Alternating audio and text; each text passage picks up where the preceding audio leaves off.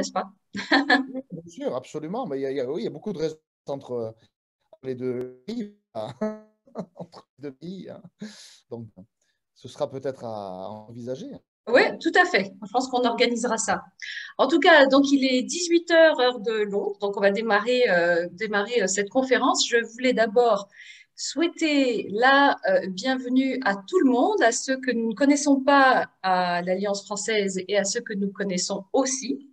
Je suis ravie que vous soyez venus si nombreux voir cette conférence ce soir, mais ça ne m'étonne pas. Et d'ailleurs, je vous le disais, je ne sais pas pourquoi on n'a pas fait ce sujet avant à l'Alliance française. C'est vraiment un bon sujet.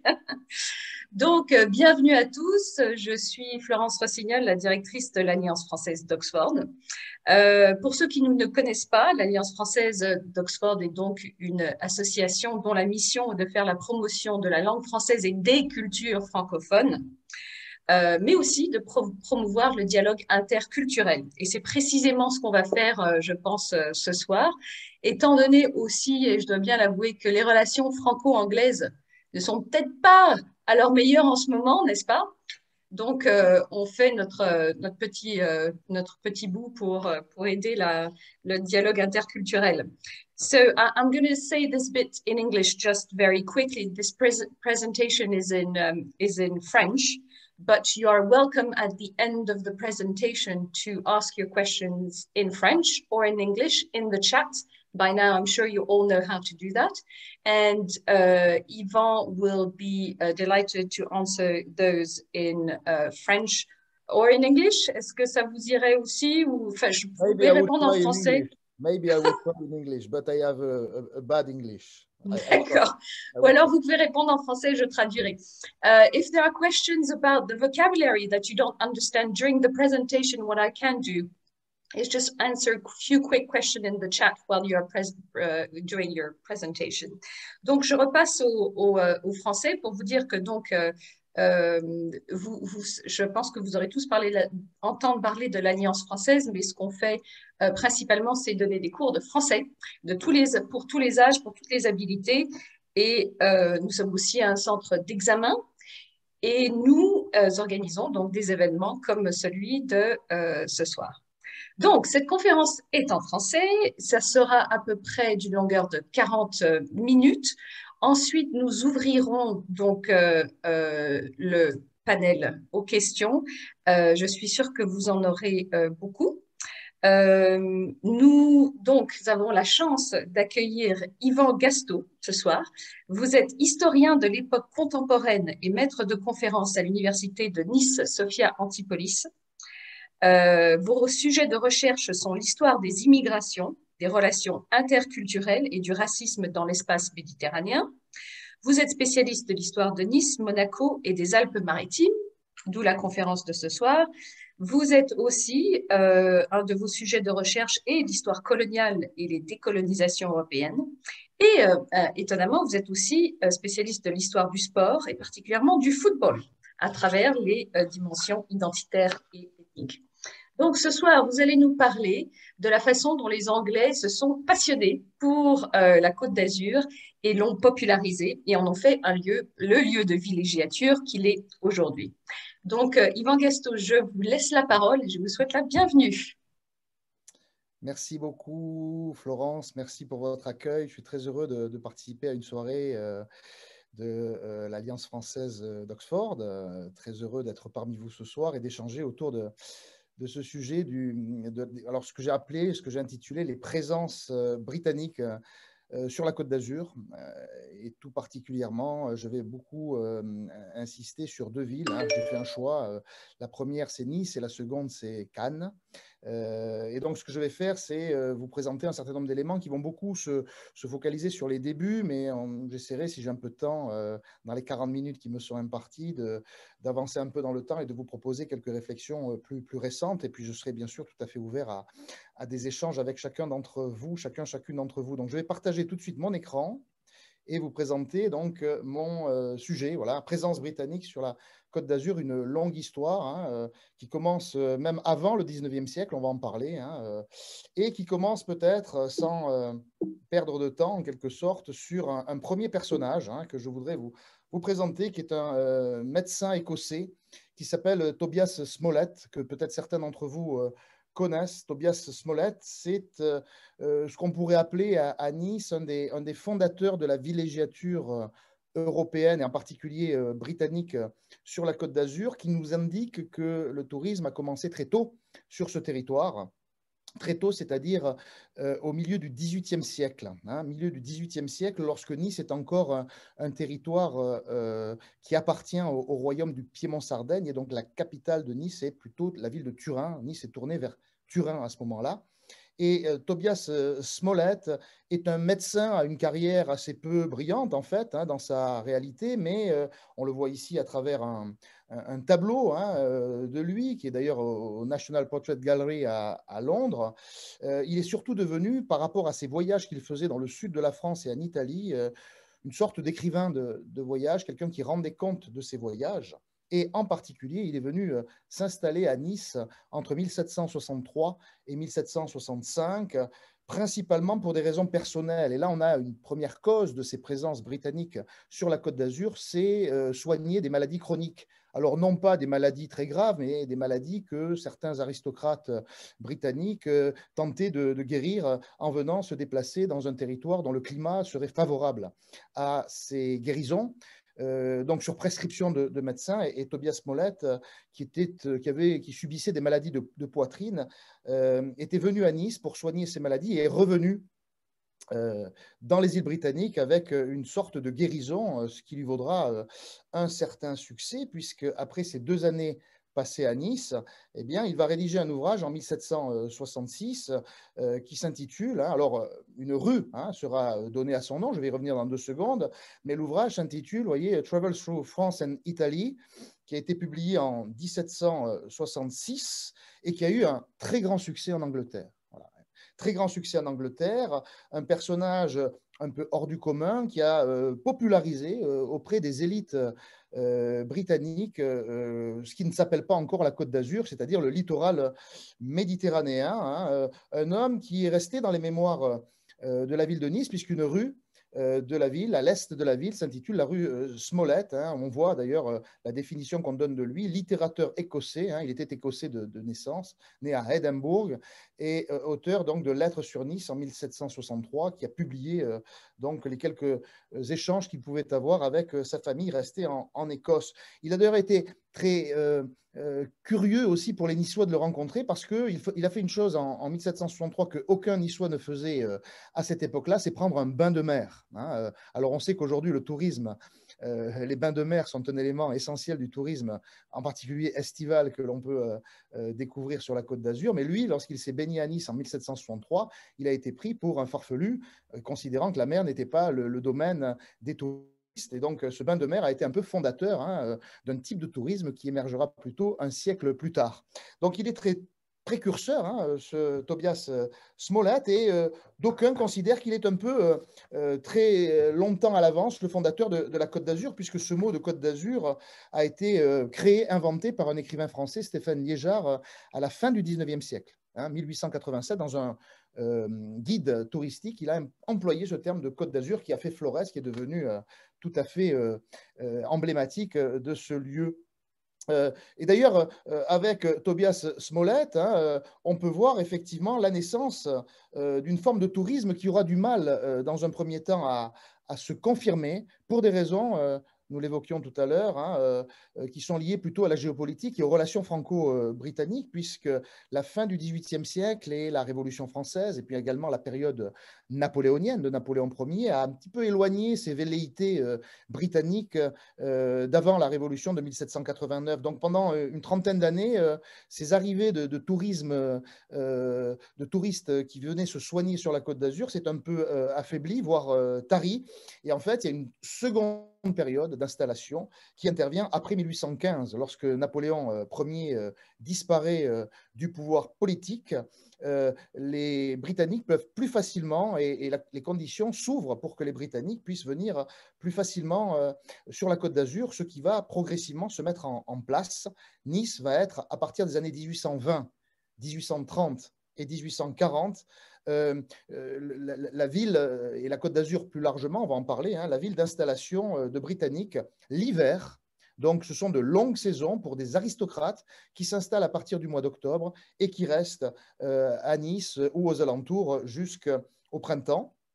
Ils s'installent bien souvent dans de belles maisons situées le long de ce qu'on appelle à l'époque la route de France. Je reviendrai là-dessus tout à l'heure, hein. Le long de la route de France, c'est notamment, hein, si je présente cette image, ce qui est aujourd'hui devenu ce qu'on appelle tout particulièrement la promenade des Anglais. Hein, qu'on appelait jusqu'alors route de France, hein, c'est-à-dire en fait les Britanniques se fixaient, si je prends cette carte de la ville de Nice qui se situe à la fin du 19e siècle, hein, je montre ici avec mon curseur ce qui était le centre-ville de Nice hein, à ce moment-là, c'est-à-dire la vieille ville, ce qu'on appelle aujourd'hui, pour ceux qui connaissent, le vieux Nice, avec son château qui a disparu.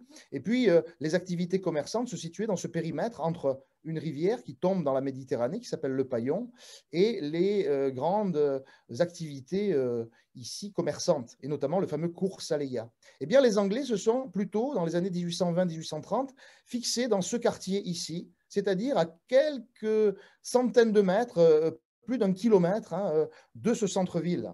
Et justement, dans ce quartier qu'on appelle le quartier de la Buffa, qui n'est pas un quartier de bord de mer, qui se situe juste en arrière-plan du bord de mer, hein, eh bien, ce quartier de la Buffa, on le surnomme, au début du 19e siècle, Nice étant encore à ce moment-là possession du royaume du Piémont-Sardaigne, le New Borough, ou la Petite Londres, hein, avec notamment, comme je vous l'ai montré rapidement ici, une église écossaise qui avait été créée au début du 19e siècle, qui deviendra ensuite, après une reconstruction, là c'est un tableau qui le rend à travers un tableau du 19e siècle présenté au musée Masséna de la ville de Nice, ce qui va devenir au fil du temps une église anglicane reconstruite en 1860-1862 qu'on appelle Holy Trinity Church, comme d'autres Holy Trinity Church ailleurs, une église anglicane de la Sainte Trinité qui a été construite par un architecte qui va beaucoup compter sur la Côte d'Azur, à Cannes comme à Nice, c'est le Britannique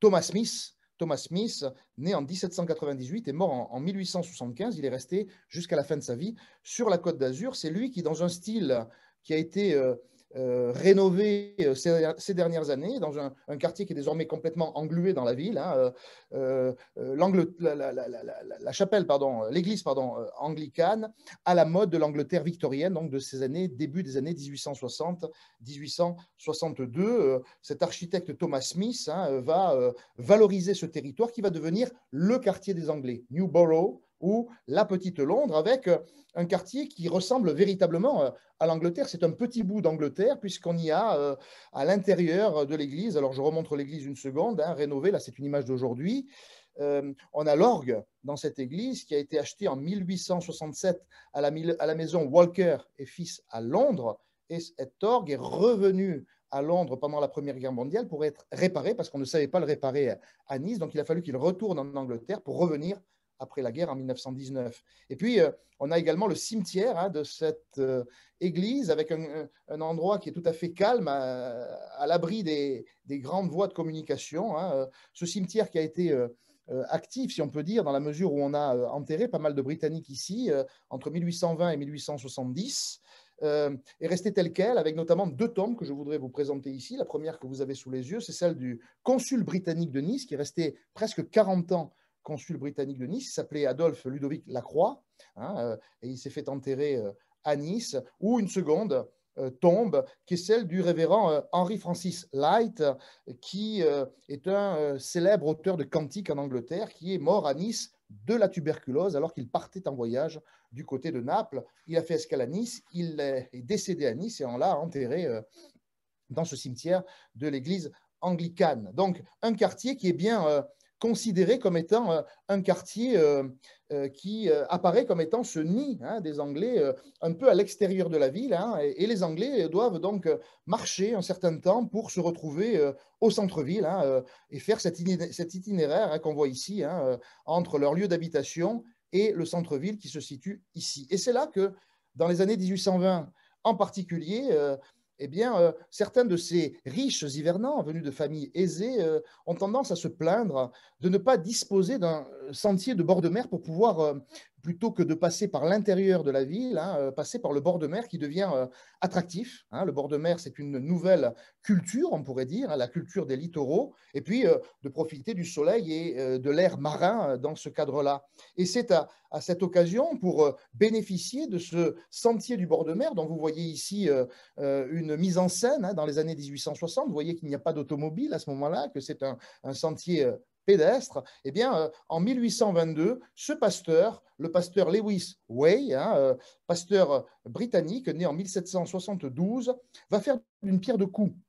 Il va non seulement décider d'aider la population niçoise appauvrie dans ce début des années 1820 pour leur permettre de leur donner du travail et de pouvoir travailler à quoi? À la fondation, à la création, à la fabrication d'un sentier du bord de mer. Et ce sentier est achevé au bout de 2 ans, en 1824. On en a ici une teneur dans ce tableau de Jules Defer qui s'appelle Route de France vers Magnan. Et progressivement, on a là l'œuvre d'un peintre britannique qui s'appelle Gordon Combe Tennant, qui en 1844 a peint ce qu'on appelle désormais le chemin des Anglais. Et le chemin des Anglais, officiellement, on est encore sous le royaume du Piémont-Sardaigne, on appelle ça officiellement la Strada del Litorale, mais avec, et d'ailleurs, c'est un chemin qui est accepté par l'agence urbaine de Nice à ce moment-là, qui s'appelle le Concilio d'Ornato, qui essaie de réfléchir à l'aménagement urbain. Et en fait, pour les Niçois, ça va devenir il camine des Ingles, en patois, ça veut dire le chemin des Anglais, qui va devenir officiellement, et là c'est un élément important, vous voyez ici en 1840 un autre tableau qui montre de manière assez épurée, dépouillée, ce chemin des Anglais. Eh bien, officiellement, le nom de Promenade des Anglais est adopté en 1844 par les autorités municipales, entérinant cette dimension toute britannique de ce chemin qui fait aujourd'hui la grande fierté de Nice, puisqu'on appelle la Promenade des Anglais ce lieu incontournable de la ville de Nice, surtout à une époque où, effectivement, on voit ici un chiffre de l'hiver 1860, vous le voyez, j'ai mis en gras, en particulier les familles anglaises qui sont pour cet hiver-là 252, donc largement les plus nombreuses par rapport aux familles françaises, par rapport aux familles russes, aux familles allemandes et aux familles américaines, bien moins nombreuses à cette époque-là. Donc, effectivement, on voit bien que ce chemin des Anglais a progressivement évolué en ce qui va devenir progressivement un lieu de circulation, d'abord pédestre, et puis très rapidement un lieu de circulation automobile au bord de mer, devenant ce que la promenade est devenue. Et vous le savez, vous le voyez. Ici, c'est par exemple au début du XXe siècle, où on prend soin dans une carte postale d'être dans les deux langues pour que les touristes britanniques puissent envoyer des cartes postales à leur famille restée en Angleterre autour de ce lieu très coloré dans le cadre de cette carte postale, devenant un lieu très fréquenté tel qu'on le connaît aujourd'hui. Ici, c'est une image carte postale des années 1920, et vous voyez que ça devient très grouillant quand on regarde l'entre-deux-guerres dans ce cadre-là. Donc, vous voyez, d'un lieu très, très emblématique et très limité à un sentier, on est devenu une promenade qui est connue du monde entier et arpentée dans le monde entier. Et d'ailleurs, voilà l'image d'aujourd'hui, très traditionnelle. Donc, le quartier des Anglais se situe plutôt dans ce cadre-là. Et donc, ce chemin des Anglais venait jusque dans le Vieux-Nice, dont vous voyez ici l'artère commerçante qui s'appelle le cours Saléa. Voilà. Et de cette promenade des Anglais vont naître des bâtiments. Donc, on est là dans un patrimoine lié à une route, un lieu de déplacement, mais sur ce lieu de déplacement vont naître tout un ensemble de bâtiments. Et l'histoire des présences britanniques est très liée, alors je n'ai pas le temps de trop développer, mais est très liée à l'apparition de bâtiments emblématiques. Par exemple, le premier hôtel de luxe sur la promenade des Anglais, c'est cet hôtel que vous voyez là qui s'appelle le West End Hotel, créé pour la première fois en 1842, donc avant même qu'on parle de promenade des Anglais, ou voilà l'hôtel West End qui est resté aujourd'hui un hôtel emblématique de la promenade, tout aussi magnifique qu'à l'époque de sa construction il y a presque 2 siècles, mais aussi l'hôtel des Anglais. L'hôtel des Anglais, situé au numéro 1 de la promenade des Anglais, construit en 1859. Le voici, cet hôtel des Anglais, devenu par la suite l'hôtel Ruhl. Le voilà dans sa conception première. C'est un hôtel de style colonial qui a été construit donc en 1859 et qui sera détruit en 1909, devenant donc l'hôtel Ruhl et des Anglais, puis définitivement l'hôtel Ruhl, lui-même détruit dans les années 1950. Cet hôtel Ruhl renvoie à Henri Ruhl, qui n'est pas anglais, mais qui sera, c'est un Suisse en fait, mais qui sera naturalisé anglais. Donc vous voyez, même quand on n'est pas britannique, Henri Ruhl aura une naturalisation anglaise à partir des années 1920. Donc voilà un deuxième exemple de l'hôtel des Anglais. Vous voyez, très bel hôtel, disparu malheureusement, devenu l'hôtel Ruhl. Et également, on pourrait aussi citer, je ne l'ai pas noté, l'hôtel Westminster qui s'est construit dans les années 1880. Donc, vous voyez des noms qui sonnent anglais parce qu'ils sont effectivement créés par des Anglais et pour des touristes anglais à la base. Alors, il n'empêche que d'autres touristes viendront dans ces hôtels qui vont jalonner, qui continuent à jalonner la promenade des Anglais. Et puis, en parlant de bâtiments, toujours en restant à Nice, on peut évoquer aussi cette curiosité architecturale qui n'est pas un hôtel, qui est un bâtiment qui montre parfois quelques fantaisies de la part de propriétaires britanniques. C'est ce qu'on appelle le château de l'Anglais, qui reste aujourd'hui un élément du paysage niçois. Le château de l'Anglais, donc, qui a été pensé par un ingénieur militaire qui s'appelle Robert Smith, rien à voir avec l'architecte dont je parlais tout à l'heure. Robert Smith est un militaire britannique qui avait beaucoup servi dans l'Empire des Indes. Il avait envisagé sur le Mont Boron, c'est-à-dire sur les hauteurs de Nice, un château qui a cette première forme au début de sa construction dans les années 1850. Mais par la suite, vous le voyez ici, sur les rochers niçois, ce château des Anglais va détonner de par son style, un style extrêmement éclectique, sorte de patchwork de style avec des styles justement issus de l'architecture des Indes, comme on disait à l'époque. En 3 ans, il va construire une sorte de prouesse architecturale qui sera pour certains décriée parce que trop mélangée, et pour d'autres une curiosité qui reste aujourd'hui en l'état, puisqu'on parle du château de l'Anglais. Voilà sa forme aujourd'hui. Alors, ce Britannique va ensuite vendre cette propriété en 1875 à une famille polonaise, mais le château de l'Anglais est resté dans le parler local, la référence à justement l'Angleterre et au monde britannique. Alors, faute de temps, je me déplace un tout petit peu de l'autre côté du Var, à Cannes. Vous connaissez la ville de Cannes qui, elle aussi, a une très large histoire. Je reviendrai un tout petit peu à Nice tout à l'heure, et en même temps, je surveille mon timing, pour évoquer la fondation de la ville de Cannes à travers ce personnage qui est très connu à Cannes et je dirais emblématique, qui est peut-être le Cannois le plus illustre, c'est Lord Brougham, Lord Henry Brougham, né en aussi en Écosse et mort à Cannes en 1868. C'est un juge, membre de la Chambre des Lords et du Parlement du Royaume-Uni, donc une personnalité importante, qui a écrit plusieurs types d'ouvrages, y compris de la physique et de la géométrie. Il était très, très éclectique, membre de l'aristocratie britannique, et qui va découvrir Cannes à tous les niveaux, puisque lorsqu'il se fixe à Cannes, c'est une toute petite bourgade de 3000 habitants qui est un petit port de pêche qu'il va contribuer à créer comme une station de tourisme, et puis la ville que l'on connaît, notamment la ville du cinéma. Alors, pourquoi s'installe-t-il à Cannes? En fait, il fait, comme beaucoup de Britanniques à cette époque-là, il entreprend un voyage vers l'Italie, notamment pour soigner sa fille Éléonore Louise, c'est le prénom de sa fille, Éléonore Louise, qui est malade de la tuberculose. Et donc, il décide d'aller la faire soigner en Italie sur des conseils d'amis médecins. Mais lorsqu'il fait route vers l'Italie, il est bloqué à la frontière franco-italienne. Donc, à l'époque, la frontière franco-italienne, ou plutôt franco-piémontaise, c'était le fleuve du Var qui sépare aujourd'hui les Alpes-Maritimes en est et ouest. Et donc, comme il est bloqué à la frontière, il est refoulé, il ne peut pas aller en Italie. Donc, il va revenir sur ses pas et il va décider de s'installer dans une auberge. Il n'y a qu'une seule auberge à Cannes et dans un relais de poste, en fait, dans lequel il va se fixer pour plusieurs jours et il va adorer le lieu. Ce lieu va devenir son lieu. Il va décider d'ailleurs de rester sur place, d'y faire construire une très grande maison. Il donne le nom de cette maison, le nom de sa fille, Éléonore Louise. Il reste toujours aujourd'hui à Cannes une maison Éléonore Louise, qu'il fait construire en 1836. Et il va, à partir de 1836, inviter ces relations de l'aristocratie anglaise en particulier, mais aussi plus largement britannique, à venir non seulement chez lui, dans sa maison, mais aussi découvrir le site avec des îles au large. C'est un site majestueux. La station de Cannes hivernale est lancée en 1936.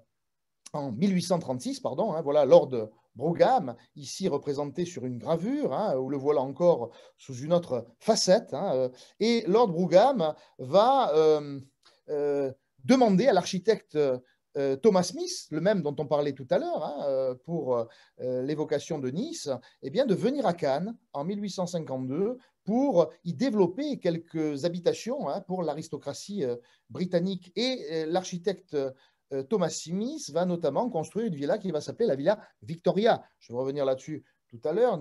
C'est une villa qui a été créée en 1853 et qui va faire de Thomas Smith, mais également d'autres figures de l'aristocratie britannique, des figures illustres de la ville de Cannes, à tel point que, vous le voyez sur cette carte postale, Lord Brougham a sa statue au plus bel endroit de Cannes, hein, juste en face du palais des festivals, et dès les années 1878, c'est-à-dire 10 ans après sa mort, il a contribué à faire de Cannes, voilà cette statue, hein, érigée en 1878 par les Cannois reconnaissants. Sa statue montre une rose à la main, le montre, pardon, une rose à la main avec la mer en face de lui, donc la meilleure position qui soit. Et donc, oui, Cannes devient la ville des Britanniques qui amène avec eux ce qu'on pourrait appeler un transfert culturel, c'est-à-dire une manière de vivre, c'est-à-dire des églises, hein, les églises anglicanes telles qu'on les avait à Nice, telles qu'on l'avait à Nice, on en retrouvera à Cannes, des commerces également,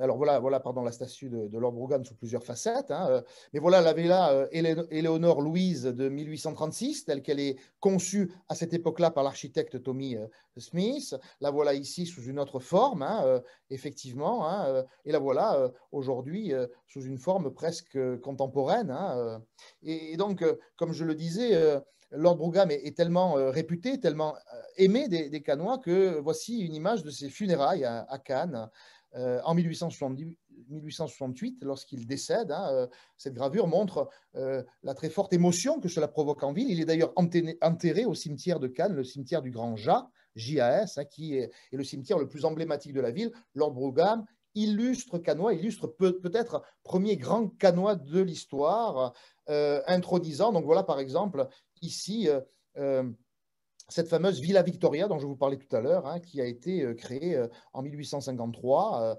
La voilà dans un style caractéristique, ou voilà également ce qui va devenir le château de Vallombrosa, qui a été l'œuvre d'un autre illustre architecte britannique qui s'appelle Sir Thomas Robinson Woolfield, qui a été aussi un des grands fondateurs de certains bâtiments très importants de la ville de Cannes, comme cette grande villa qui s'appelle le château donc Vallombrosa, ici présent. Mais Cannes, c'est aussi voilà, des hôtels comme l'hôtel des îles Britanniques, regardez ici, bien mis en valeur par une gravure, ou là aussi, Cannes a son hôtel des Anglais, comme Nice avait son hôtel des Anglais, le voilà, cet hôtel des Anglais qui a ensuite été détruit. Et comme je disais, hein, l'hôtel Victoria à Cannes, c'est une manière de diffuser des éléments de culture britannique à Cannes et sur la Côte d'Azur, avec presque une concurrence entre Nice, Cannes et même d'autres territoires comme Menton ou Grasse.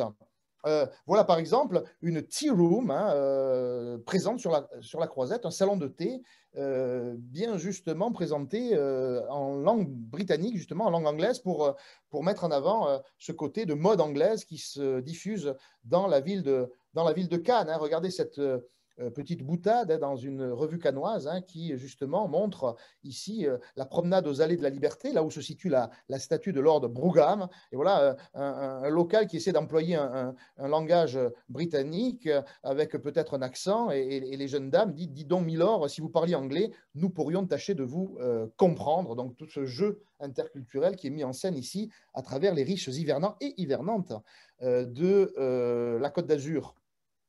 On voit aussi qu'à Cannes sont organisées des fêtes franco-anglaises, comme on le voit ici en 1929.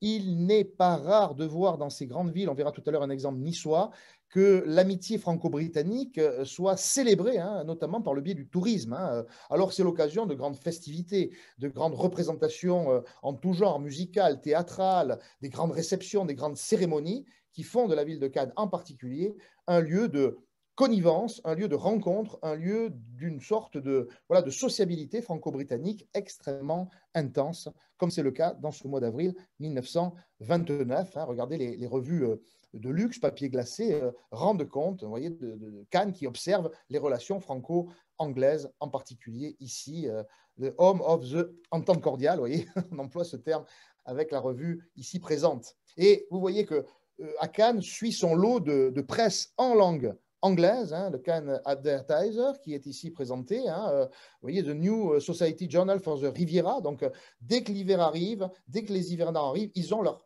journaux, et ils sont très nombreux, hein, qui rendent compte de leurs activités, qui donnent des programmes, qui donnent des éléments. Hein, donc, je n'ai pas le temps d'en parler trop, mais voilà. Et puis, on a la taverne anglaise, hein, à Cannes, qui, vous voyez, rue du Grand Hôtel, près du théâtre de Cannes, hein, seul dépôt de la grande brasserie, hein, de Munich. Donc, un mélange entre le terme de taverne anglaise et la dimension également, en l'occurrence allemande, germanique ici, qui donne cette dimension cosmopolite de la Côte d'Azur, dont les Anglais sont des aiguillons. Hein, il faut bien le dire ici, avec un mélange de ces aristocraties européennes qui se retrouvent à Cannes et ailleurs pour l'hiver et y prendre du bon temps, on pourrait dire, dans ce cadre-là. De telle manière que chaque grande station, hein, comme Grasse, qui est un peu en recul par rapport à la mer, qui va avoir elle aussi son église anglaise, bien située à l'entrée de la ville, dont on a ici, comme on le voit là, hein, une mise en scène, hein, juste à l'entrée de la ville. C'est la route qui vient de Nice qui vous donne une entrée dans Grasse avec cette église ici présentée.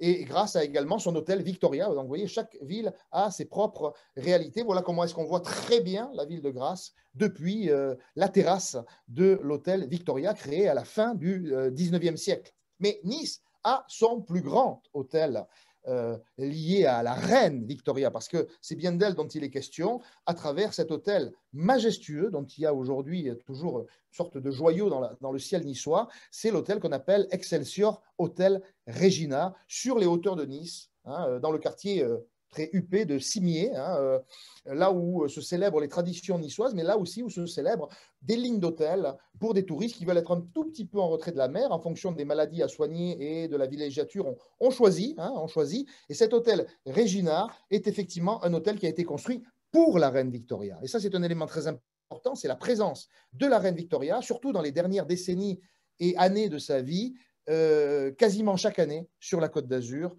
avec effectivement cette capacité à présenter, hein, voilà, une vue un peu plus tardive de cet hôtel Regina, Excelsior Regina, construit entre 1895 et 1897. C'est vrai, depuis les années 1880, la reine Victoria, qui, vous le savez, décédera en 1901, donc elle a encore une vingtaine d'années à vivre dans un âge avancé, on pourrait dire, hein, cette reine d'Angleterre qui va séjourner un petit moment, plusieurs hivers à Menton, et puis dans un autre moment à Grasse, et puis elle va séjourner à Cannes, mais surtout, elle va séjourner à Nice. Et il est vrai que dans les années 1890, avant qu'on ne construise cet hôtel, aucun palace n'était à la hauteur du niveau de la reine Victoria, de ses exigences, de ses volontés, de son goût pour le luxe en quelque sorte. Et donc il a fallu qu'on réfléchisse à construire un palace à sa mesure. Et ce sera donc effectivement cet hôtel qui lui est dédié à partir de 1895. Victoria va passer 5 hivers consécutifs à Nice, dans cet hôtel, de 1895 à 1900, hein, donc 5 hivers, longs hivers, où finalement cet hôtel est à la fois un lieu pour elle de repos, de villégiature, mais aussi un lieu de relations diplomatiques, puisqu'elle va rencontrer ici les plus grandes têtes couronnées de l'Europe en particulier et du monde.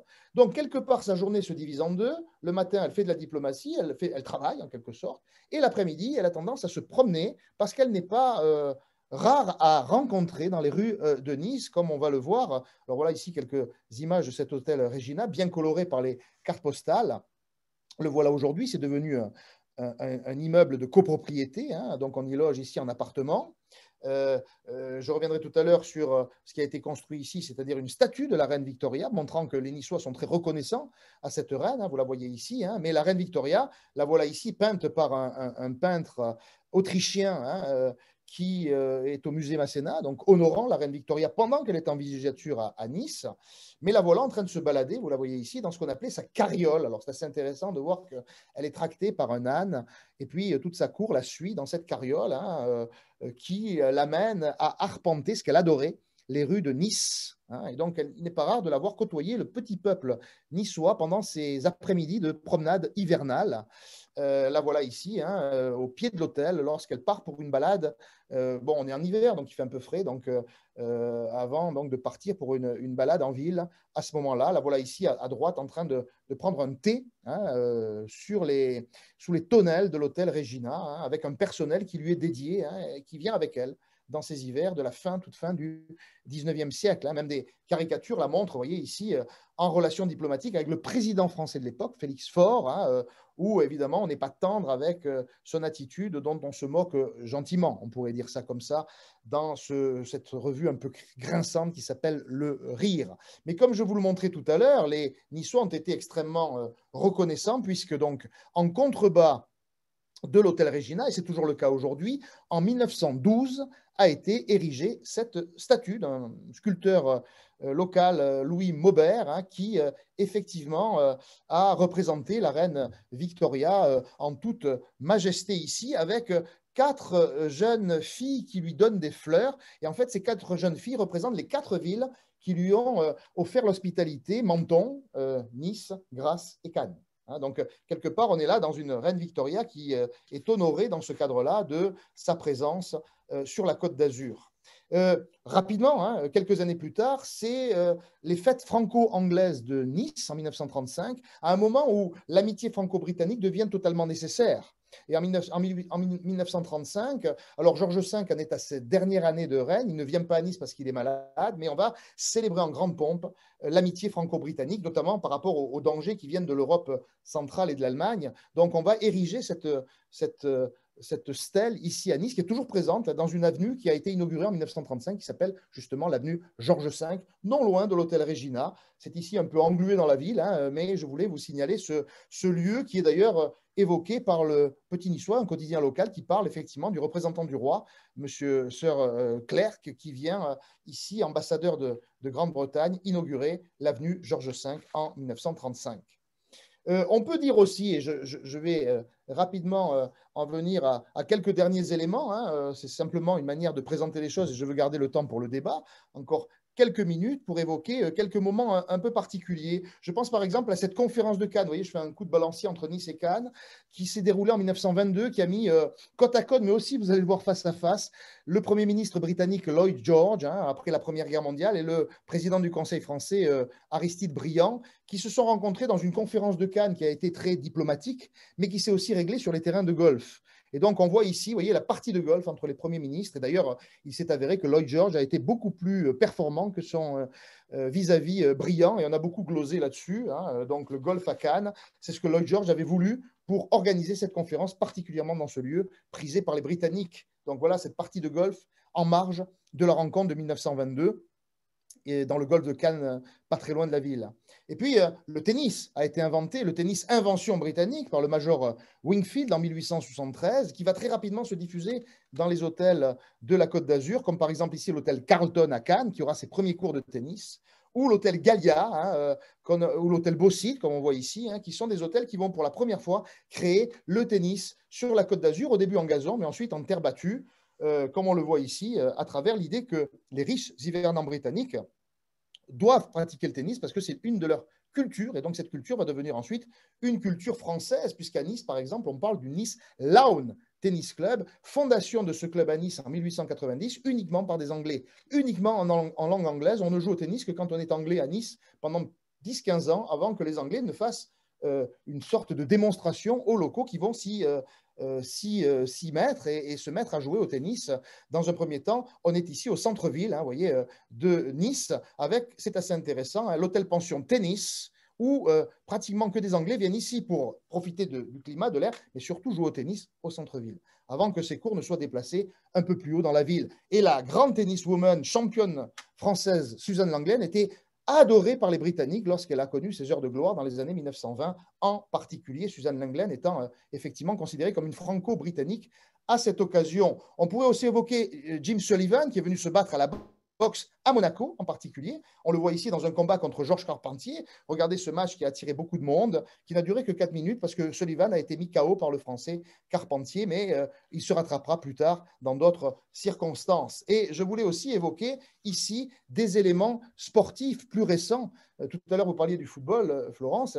Voilà deux Anglais qui ont honoré l'AS Monaco, c'est Glenn Hoddle et Mark Hatley dans les années 1980, sous la gouvernance d'un autre illustre entraîneur britannique d'Arsenal pendant un temps, longtemps, Arsène Wenger, dans ce cadre-là. Ce qui m'amène à dire, peut-être pour pratiquement terminer mon propos et arriver à l'heure à peu près, de présenter cet illustre Britannique qui a quelque chose à dire aussi sur la Côte d'Azur. C'est le présupposé inventeur du rugby, William Webb Ellis, qui effectivement, William Webb Ellis est un personnage qui est considéré effectivement comme l'inventeur du rugby, et en inventant le rugby, justement au collège de rugby en particulier, Webb Ellis a alimenté la légende de la fondation de rugby en 1823. Eh bien, ce William Webb Ellis a, comme beaucoup de Britanniques, fini sa vie sur la Côte d'Azur.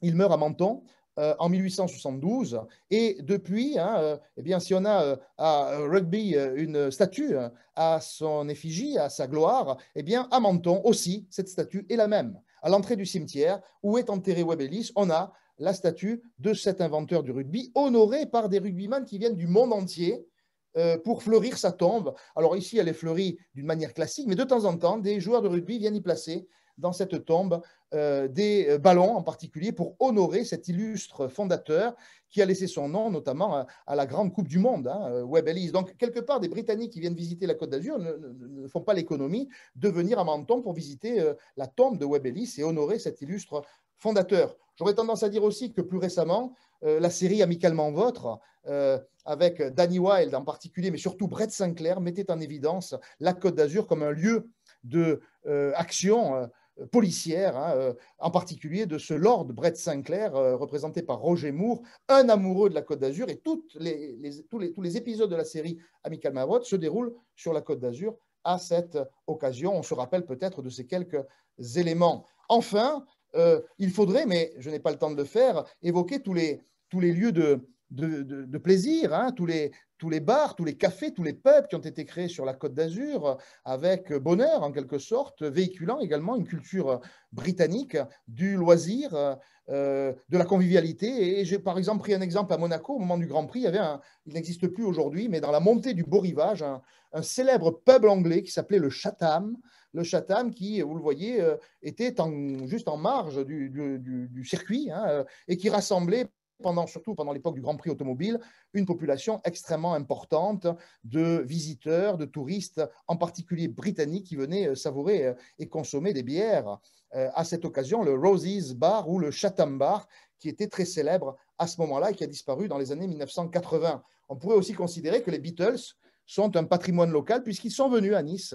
Et beaucoup s'en souviennent, en 1965, pour se produire au Palais des Expositions. Voilà le programme de leur visite à Nice en 1965. Vous allez dire, Nice n'est pas le seul lieu où les Beatles ont laissé des traces, mais les voilà ici sur la promenade des Anglais, à l'hôtel Negresco, où on les présente ici dans toute leur majesté.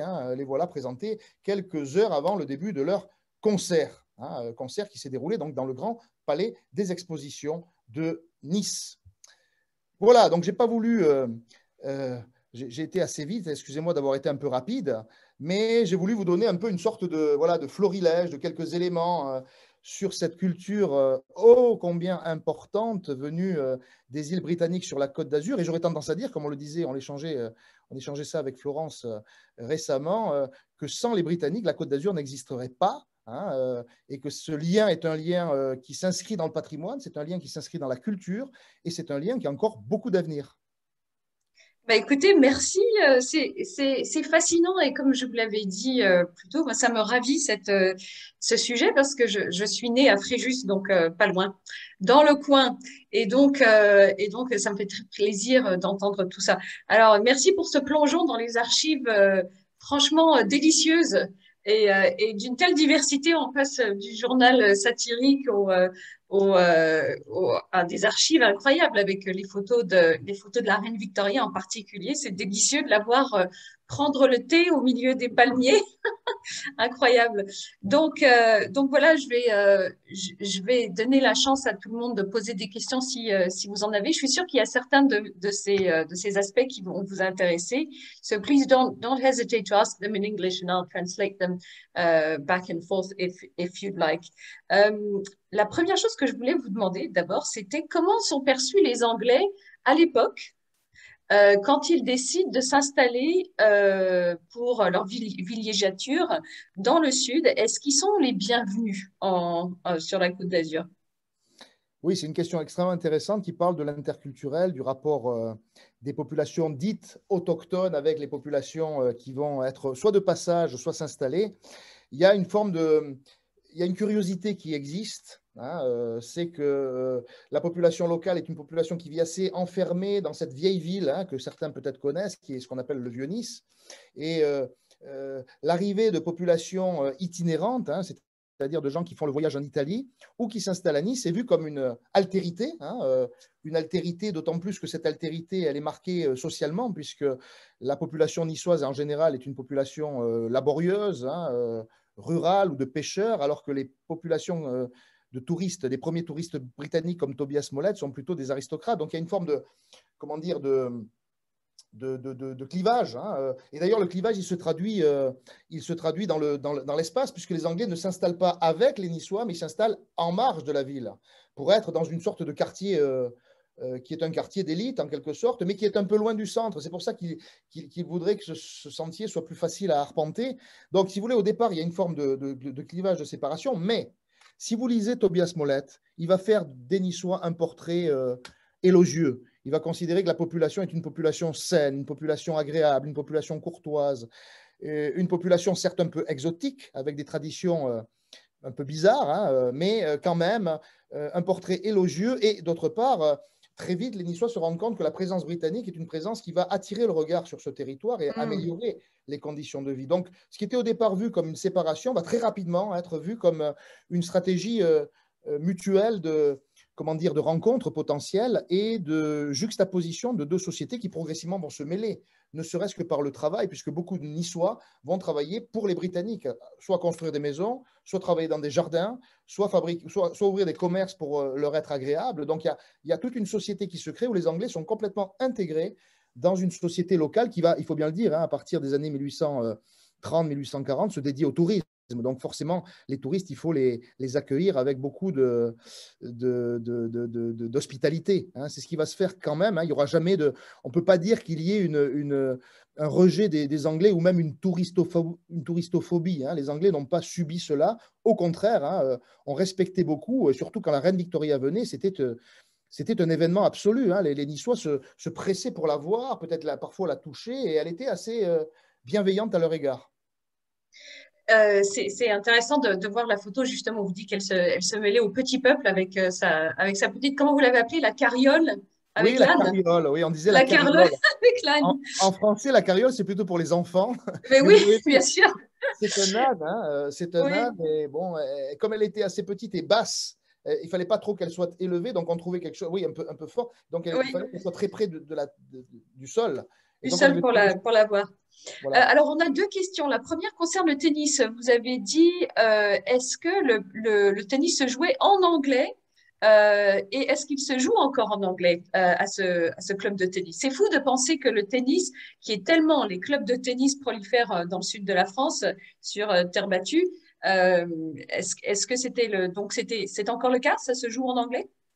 C'est un sujet extrêmement intéressant, le tennis, parce qu'en fait, quelque part, on parle vraiment de transfert culturel franco-britannique, puisqu'au départ, c'est le jeu de paume qui se joue en France, que les Anglais regardent avec une forme de curiosité, en se disant, mais c'est quoi ce jeu? Et puis finalement, en Angleterre, on réinvente le jeu de paume à la sauce moderne, hein, dans les grandes pelouses, les vastes pelouses britanniques. Et quand le tourisme britannique vient et pas que sur la Côte d'Azur, mais aussi du côté de Dieppe, de la Normandie, il faut que les touristes britanniques puissent avoir les pratiques culturelles qu'ils ont chez eux. Et donc, les cours de tennis apparaissent dans ce cadre-là. Mais le problème étant que la pelouse a du mal à survivre à Nice sous le soleil, à Cannes sous le soleil. Donc, on va inventer la terre battue, puisqu'à côté, vous le savez peut-être, de Cannes et de Nice, on a la poterie de Valoris, de Biot, Tout à fait, oui. etc. Oui. Donc, on va utiliser le rebut de la poterie et inventer cette surface de la terre battue qui va être ce qu'on va appeler une surface française, alors que le gazon reste une surface britannique. Et les premiers clubs sont créés, comme à Nice en 1890, uniquement par des Britanniques, parce qu'on considère que le tennis n'est pas un sport pour les Français à ce moment-là. Donc c'est un sport qu'on vient regarder joué par des Britanniques, et c'est pour ça que pendant 20 ans, moi j'ai vu les archives, hein, le Lawn Tennis Club de Nice est un club qui commence à fonctionner lorsque les Britanniques arrivent l'hiver, au mois d'octobre-novembre, et il arrête de fonctionner lorsque les Britanniques repartent. Tout se fait en langue anglaise, et tout est fait pour qu'ils se retrouvent entre eux. Il faudra attendre 20 ans pour que ce club change de lieu et devienne un club ouvert davantage aux autres touristes et puis aux Niçois également, avec des tournois toute la saison où les Britanniques sont extrêmement nombreux. Hein. Les frères Doherty, par exemple, les premiers à avoir vaincu, avoir été des grands champions, hein, étaient parmi ceux qui venaient souvent sur la Côte d'Azur pour participer à des tournois parce qu'on venait assister à tout ça. Donc, si vous voulez, non, le club n'est pas resté britannique. Au bout de 20 ans, il s'est ouvert et est devenu un club local où les Anglais avaient vraiment une Heureusement. place importante. C'est intéressant quand on regarde des matchs de tennis, quand on regarde Wimbledon l'été ici en Angleterre, on regarde où s'entraînent les joueurs. Et c'est souvent les Bahamas ou Monaco. Donc vraiment, c'est devenu un endroit privilégié pour la pratique du tennis. On a une autre question qui pourrait vous prendre un petit peu de temps. Est-ce que on connaît donc des auteurs anglais, des poètes qui ont passé du temps sur la Côte d'Azur? Je pense que j'ai envie de dire sûrement tous. Je pense que c'est un passage obligé des artistes anglais, non? Oui, alors la Côte d'Azur va être un lieu de passage. Alors, dans un premier temps, on va parler des gens, des aristocraties, des têtes couronnées, les rois, les reines. Bon, la reine Victoria est un exemple. Mais bon, du côté de la Russie, c'est pareil. La famille impériale russe vient assez souvent sur la Côte d'Azur, Cannes, Nice en particulier, mais aussi Grasse. Donc ça, c'est effectivement un premier niveau d'élite, hein, et la Côte d'Azur devient aussi un lieu de diplomatie, puisque la diplomatie se fait directement, hein, sur place. On se retrouve pour se rencontrer, mais aussi échanger. Mais dans un second cercle, on pourrait dire, Nice, Cannes, Menton, Monaco vont devenir aussi un lieu où vont venir se placer des artistes, des écrivains, des peintres Ah qui oui, vont… Ah oui, ouais. alors Les effectivement, peintres, n'en parlons pas. Je pense que c'est énorme. On pourrait en faire voilà, donc tout un cours. voilà, effectivement, donc il y a effectivement une très très grande propension à voir ces auteurs venir investir la Côte d'Azur, tout simplement parce que, bon, pour les peintres, il y a la lumière, mais pour les écrivains, il y a bien des choses à raconter de cette société un peu hors sol qui vit à Nice pendant plusieurs mois, hein, et qui va fixer. Alors, on vient y rédiger des guides de voyage, on vient y rédiger des romans, on vient y rédiger des poèmes, on vient parfois tenter de trouver la source d'inspiration aussi. Hein. Alors, ce n'est pas un exemple britannique, mais Frédéric Nietzsche, par exemple, hein, s'est inspiré pour écrire Ainsi parlait Zarathustra du sentier du bord de mer de Èze, près de Nice et de Monaco, entre Nice et Monaco. Et donc, effectivement, il y a cette capacité de stimuler la créativité qui existe dans cette vie mondaine, qui d'ailleurs n'est pas exemple aussi d'une activité parfois de demi-mondaine ou d'imposteurs ou de gens qui viennent pour profiter un peu de la situation et vivre de ça. Hein. Il y a un mot qu'on emploie beaucoup, c'est le mot rastaquaire. Hein. Les rastaquaires, ce sont ces profiteurs des élites venant essayer d'en tirer un maximum de profit dans des réseaux de relations. Donc, si vous voulez, il y a cette société qui existe et qui est une société qui va vraiment être extrêmement florissante jusqu'à la Première Guerre mondiale. Après, ça se ralentit un peu après la Première Guerre mondiale parce que la Côte d'Azur a beaucoup souffert, notamment non pas du conflit, puisqu'il n'y a pas de conflit sur place, mais les hôpitaux de guerre, les hôtels sont transformés, donc il y a des dégradations.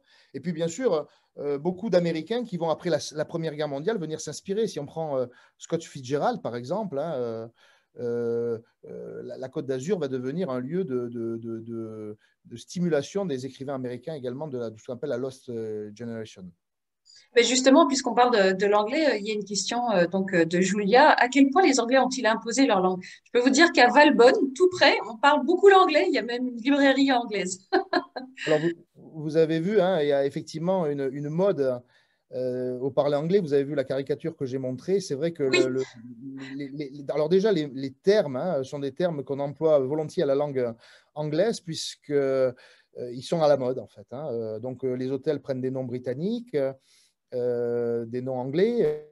Parfois, ce sont des noms de ceux qui ont créé ces villas ou ces hôtels. Parfois, ce sont des noms qui sonnent anglais, ou qui donnent le ton de l'Angleterre, comme le Westminster, par exemple, ou le West End, qui renvoie à des réalités londoniennes ou britanniques.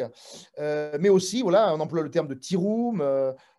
Et puis, il y a la langue anglaise qui s'impose pour les touristes, c'est-à-dire que on publie une langue spéciale pour les touristes. Enfin, on publie, pardon, une presse spéciale en langue anglaise pour les touristes, qui raconte tout ce qui se passe pendant cet hiver de saison, qui commence donc en gros du mois d'octobre au mois d'avril, où on fait tout pour que les touristes soient avertis de ce qui s'y passe. On annonce même l'arrivée des familles pour savoir qui se trouve sur la Côte d'Azur.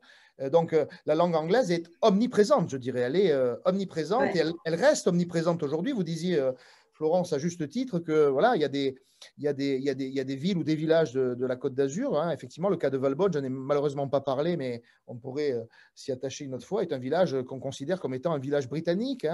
Des quartiers également, qui sont considérés comme étant des quartiers à l'ambiance britannique. Je disais le quartier de Holy Trinity Church. Vous allez à la Buffa, vous voulez avoir une sorte d'ambiance britannique. Vous rentrez dans la cour, vous avez le cimetière, vous avez une petite librairie, une petite bibliothèque, vous avez l'église, et là, vous changez d'ambiance. Et donc, ça, c'est assez intéressant parce que ça montre cette empreinte qui est extrêmement forte dans toutes les villes de la Côte d'Azur. J'ai moins parlé de Monaco et Menton, mais c'est aussi le cas.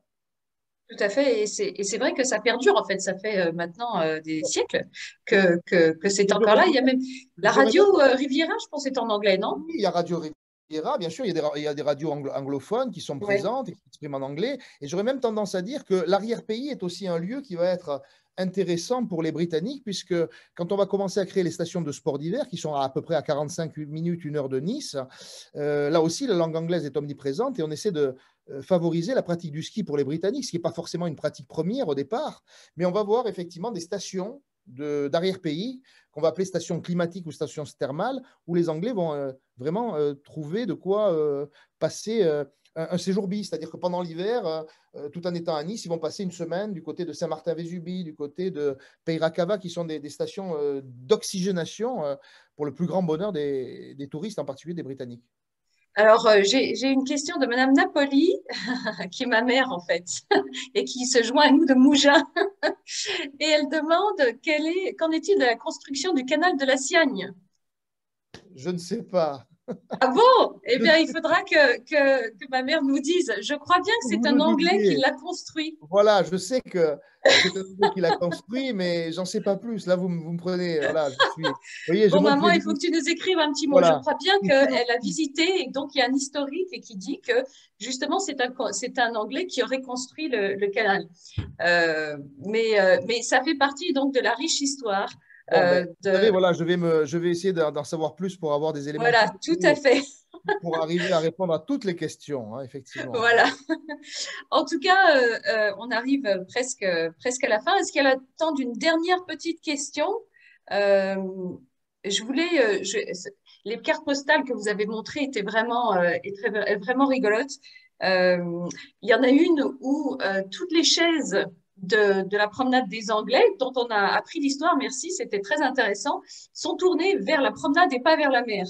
Et je me demande quelle était l'ambiance à ce moment-là. Ça devait être assez, comme vous le disiez, il y avait donc Nice, le peuple de Nice, des pêcheurs, des travailleurs, etc. Et puis le beau monde de l'Angleterre qui se promenait sur cette. Il devait y avoir une ambiance intéressante sur la côte. Vous avez raison, une ambiance de curiosité, de rencontre de l'autre, on pourrait dire, Oui, puisque en fait la promenade du bord de mer a été créée pour les Anglais et au final pour les touristes. Donc c'est un lieu où les Niçois vont au départ assez peu, puis finalement il va y avoir une sorte de brassage. Et la promenade des Anglais est progressivement devenue, au fil du XXe siècle, un lieu de rencontre entre toutes les classes sociales, touristes, autochtones, se mélangeant complètement. Et ce côté flamboyant de la promenade des Anglais avec ses beaux hôtels, avec la mer qui devient un lieu d'intérêt. Les Niçois, au départ, tournent le dos à la mer, comme vous disiez. La mer n'est pas un lieu ami, c'est au contraire un lieu ennemi. Grâce au tourisme, on va apprivoiser le bord de mer, les plages, et ça va devenir effectivement un élément totalement attractif. Hein, et donc, dans ce contexte-là, effectivement, la promenade des Anglais devient un lieu de rencontre interculturelle et entre les classes sociales. Hein, et c'est encore le cas aujourd'hui, me semble-t-il. Oui, tout à fait. On passe du temps à regarder passer les gens. Quelle belle activité. Donc, bah, il ne me reste plus qu'à vous remercier. C'était vraiment très intéressant. Si ça ne vous donne pas envie de prendre le train et de descendre, ou de prendre l'avion et de descendre, aller visiter la Côte d'Azur, je ne sais pas ce qu'il faut. Donc, je vous remercie encore une fois. J'espère vous revoir pour une autre thématique ou peut-être Avec explorer plaisir. encore plus cette thématique. Avec grand J'en plaisir. profite, merci. J'en profite aussi pour dire à nos participants, donc, que nous aurons un club de lecture. Notre prochain club de lecture sera sur Charlotte, qui a été écrit par David Fuenquinos, qui est donc la biographie fictionnalisée de Charlotte Solomon, qui est une histoire très intéressante et très touchante. Donc, je vous invite à venir participer. Nous aurons aussi une autre histoire franco-anglaise. Nous projetterons pardon, Gemma Bovary, qui est l'histoire racontée de Emma Bovary, version province française. Donc, c'est une Anglaise qui s'installe dans la province française. C'est joué par Fabrice Lucchini et Gemma Atherton. 6 pounds avec un verre de vin. On ne peut pas mieux faire, n'est-ce pas? Donc voilà, et finalement, on conclura cette année avec la célébration du bicentenaire de la naissance de Flaubert. Nous aurons donc le professeur Jennifer Yee de Christ Church Oxford qui viendra nous commenter une soirée qui sera dédiée à Flaubert. Donc, je vous invite à vous joindre à nous cette soirée-là, le 11 décembre. Et l'an prochain, en 2022, en parlant de peintres qui ont visité, qui sont de la côte et qui ont peint la côte, nous aurons une visite privée de l'exposition de Pissarro à la Schmoellian Museum d'Oxford par le curator himself. Donc, on est très content de pouvoir vous proposer ça. Donc, je vous souhaite une excellente soirée. Je vous remercie encore, Yvan Gasto. C'était vraiment intéressant. Ça nous a amené du soleil méditerranéen. Et je vous remercie. Je vous souhaite à très bientôt et une bonne soirée. Au revoir.